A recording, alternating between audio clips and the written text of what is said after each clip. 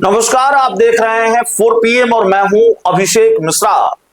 देखिए, एआईएमआईएम के जो प्रमुख हैं, एआईएमआईएम के जो सुप्रीमो हैं असदुद्दीन ओवैसी, उनके बुलावे पर आज इंडियन इंक्लूसिव पार्टी जो इंडिया गठबंधन का हिस्सा है बिहार में, उसके सुप्रीमो और पार्टी के विधायक आईपी गुप्ता हैदराबाद गए हैं। और हैदराबाद क्यों बुलाया है आईपी गुप्ता को असदुद्दीन ओवैसी ने, क्या है हैदराबाद में, इसको भी जरा जान लीजिए, फिर खबर पर बात करेंगे। आईपी गुप्ता को इसलिए बुलाया गया है, जो जानकारी निकलकर सामने आई या आईपी गुप्ता का बयान भी सामने निकल कर आया कि माफ कीजिएगा, महाराष्ट्र में या मुंबई में एआईएमआईएम के 8 कॉरपोरेटर जीत कर आए हैं और दूसरी तरफ बिहार में विधानसभा चुनाव में 5 विधायक जीत कर आए हैं एआईएमआईएम के। तो एआईएमआईएम के 5 विधायकों के साथ आईपी गुप्ता को भी असदुद्दीन ओवैसी ने बुलाया। अब आईपी गुप्ता तो एआईएमआईएम के विधायक हैं नहीं, आरजेडी के विधायकों को नहीं बुलाया, बीएसपी के विधायक को नहीं बुलाया, आईपी गुप्ता को बुलाया। अब आईपी गुप्ता के बुलाने के राजनीतिक मायने क्या है? राजनीतिक गलियारों में इस बात की चर्चा है कि भाई, दरअसल असदुद्दीन ओवैसी महाराष्ट्र में जीते हुए अपने उम्मीदवारों का, मुंबई में जीते हुए अपने उम्मीदवारों का और बिहार में जीते हुए अपने विधायकों का सम्मान करने के लिए हैदराबाद उनको बुलाया। एक सम्मान समारोह रखा गया हैदराबाद में और उनके सम्मान के लिए उनको बुलाया गया है और इसके साथ ही आईपी गुप्ता का भी सम्मान होगा। तो एआईएमआईएम सम्मान करेगी इंडियन इंक्लूसिव पार्टी, जो एआईएमआईएम के विधायक नहीं है। इंडियन इंक्लूसिव पार्टी का एआईएमआईएम से कोई लेना देना नहीं है, इंडिया गठबंधन का हिस्सा भी नहीं है, लेकिन असदुद्दीन ओवैसी उनका सम्मान करेंगे, आईपी गुप्ता का सम्मान करेंगे। अब इसके 2 राजनीतिक मायने निकाले जा रहे हैं। हर सिक्के के 2 पहलू होते हैं, तो इस सिक्के का भी 2 पहलू है।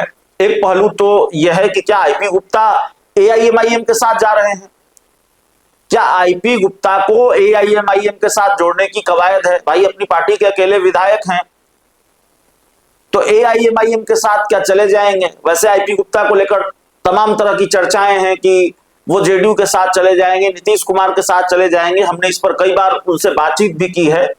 वो साफ इनकार करते हैं कि भाई, जब तक आरक्षण नहीं मिलेगा किसी के साथ नहीं जाएंगे और आरक्षण जो दे देगा उसके साथ चले जाएंगे। ये बात आईपी गुप्ता करते हैं। तो खैर, तो आईपी गुप्ता क्या एआईएमआईएम के साथ जा रहे हैं? क्या इसको इस चश्मे से देखा जा सकता है? या इस सिक्के का दूसरा पहलू यह है कि तेजस्वी यादव ने क्या आईपी गुप्ता को काम पर लगाया है? तेजस्वी यादव का टास्क पूरा करने आईपी गुप्ता एआईएमआईएम से नजदीकियां बढ़ा रहे हैं। एआईएमआईएम के जो सुप्रीमो हैं असदुद्दीन ओवैसी, उनके बुलावे पर वो हैदराबाद गए हैं। देखिए, दरअसल है क्या कि बिहार विधानसभा चुनाव से पहले की परिस्थिति और बिहार विधानसभा चुनाव के बाद की परिस्थिति, दोनों परिस्थितियों में अंतर है। विधानसभा चुनाव से पहले आरजेडी के सामने एआईएमआईएम खुद चलकर आई थी गठबंधन करने के लिए, तमाम तरह की कवायदें की। पहले पत्र लिखा, बिहार में जो एआईएमआईएम के प्रदेश अध्यक्ष हैं अख्तरुल ईमान, उन्होंने पत्र लिखा राजद सुप्रीमो लालू प्रसाद यादव को कि भाई, सांप्रदायिक शक्तियां मजबूत होती हैं, गठबंधन होना चाहिए। तो एक तरह से आरजेडी ने इस ऑफर को मजाक ही बना दिया। आरजेडी के सांसद मनोज झा का बयान आया कि भाई, कभी कभी आप चुनाव लड़कर भी हमारी मदद कर सकते हैं, तो चुनाव ही मत लड़िए। तो भाई, ये तो होना नहीं था। तो एआईएमआईएम चुनाव लड़ी और उसके 5 विधायक फिर जीतकर आ गए हैं। अब स्थिति यह है कि बिहार में आरजेडी को एआईएमआईएम की मदद की जरूरत है। मदद की जरूरत वैसे भी है। अगर 5 विधायक साथ आ जाते हैं तो इंडिया गठबंधन का संख्या बल और मजबूत होगा। एआईएमआईएम अगर इंडिया गठबंधन के साथ आ जाती है तो इंडिया गठबंधन के विधायकों की संख्या बढ़ेगी, तो बिहार में विपक्ष को और मजबूती मिलेगी।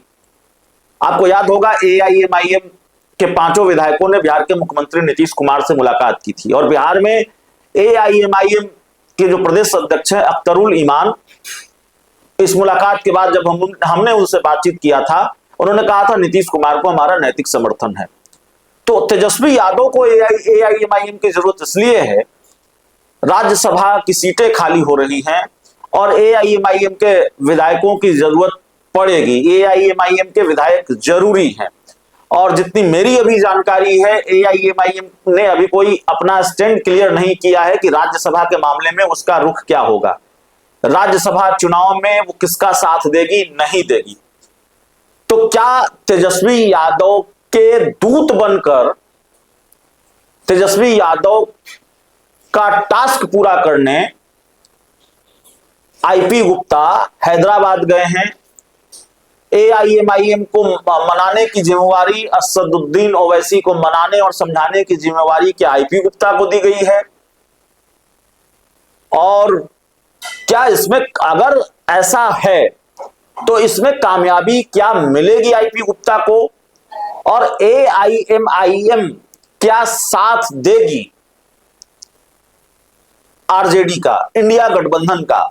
और एआईएमआईएम का गठबंधन चुनाव के पहले, विधानसभा चुनाव के पहले नहीं हो सका आरजेडी के साथ या इंडिया गठबंधन के साथ, क्या चुनाव के बाद इंडिया गठबंधन का हिस्सा एआईएमआईएम हो जाएगी? और इसी की कवायद चल रही है, आईपी गुप्ता को इस काम में लगाया गया है।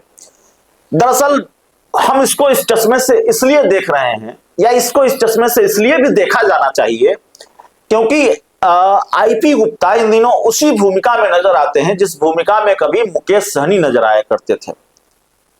आईपी गुप्ता और तेजस्वी यादव के बीच की केमिस्ट्री उतनी ही अच्छी है जैसे कभी मुकेश सहनी और तेजस्वी यादव के बीच हुआ करती थी। और कैसी केमिस्ट्री हुआ करती थी बताने की जरूरत नहीं है। प्लेन में मछली खाते थे, संतरा खाते थे, विरोधियों को चिढ़ाते भी थे। और ऐसा नहीं है कि आज तेजस्वी यादव और मुकेश सहनी कोई दुश्मन हो गए हैं, दोनों के बीच कोई दुश्मनी नहीं है। मुकेश सहनी भी इंडिया गठबंधन का हिस्सा हैं और तेजस्वी यादव और मुकेश सहनी के बीच कोई बहुत कड़वाहट नहीं है। हाँ, सीट शेयरिंग को लेकर अगर थोड़ी बहुत रही हो विधानसभा चुनाव के दौरान तो मुझे नहीं मालूम, और कितनी है इसका कोई थर्मामीटर मेरे पास नहीं है, इसका कोई पैमाना मेरे पास नहीं है। लेकिन आईपी गुप्ता इन दिनों तेजस्वी यादव के ज्यादा करीब हैं मुकेश सहनी के मुकाबले, और मेरा ख्याल है कि तेजस्वी यादव आईपी गुप्ता पर ज्यादा भरोसा करते हैं मुकेश सहनी के मुकाबले, और दोनों की केमिस्ट्री, आईपी गुप्ता और तेजस्वी यादव की केमिस्ट्री भी बहुत बेहतर है। तो संभव है, अब जाहिर है आरजेडी ये कवायद करे भी तो कैसे करे, बाजा गाजा ढोल नगाड़ा लेकर अख्तरुल ईमान आए थे एआईएमआईएम के प्रदेश अध्यक्ष लालू यादव के दरवाजे पर गठबंधन के लिए, लेकिन ऑफर को खारिज कर दिया गया। अब तो 5 विधायक हैं, उन विधायकों की जरूरत भी है, एआईएमआईएम के विधायकों की जरूरत भी है और एआईएमआईएम की भी जरूरत है। अगर राज्यसभा चुनाव को किनारे भी कर दें, वो पूरा गुनागणित अलग भी कर दें, हटा भी दें, तब भी जरूरत है एआईएमआईएम की। एआईएमआईएम साथ होगी तो इंडिया गठबंधन और मजबूत होगा, विधायकों की संख्या बढ़ेगी। तो क्या आईपी गुप्ता संकट मोचक साबित होंगे इंडिया गठबंधन के और आरजेडी के? क्योंकि देखिए, अगर राज्यसभा का कोई उम्मीदवार होगा इंडिया गठबंधन के कोटे से तो वो आरजेडी का ही होगा। तो जाहिर तौर पर इसके लिए भी एआईएमआईएम की मदद की जरूरत है।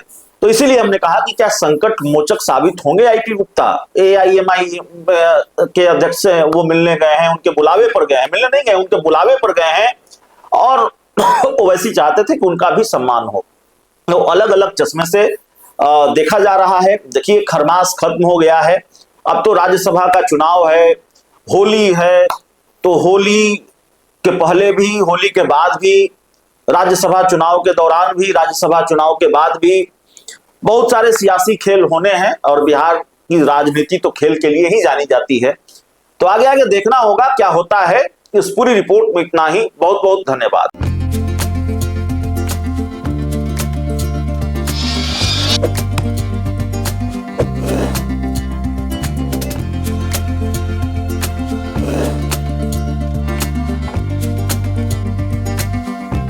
धन्यवाद।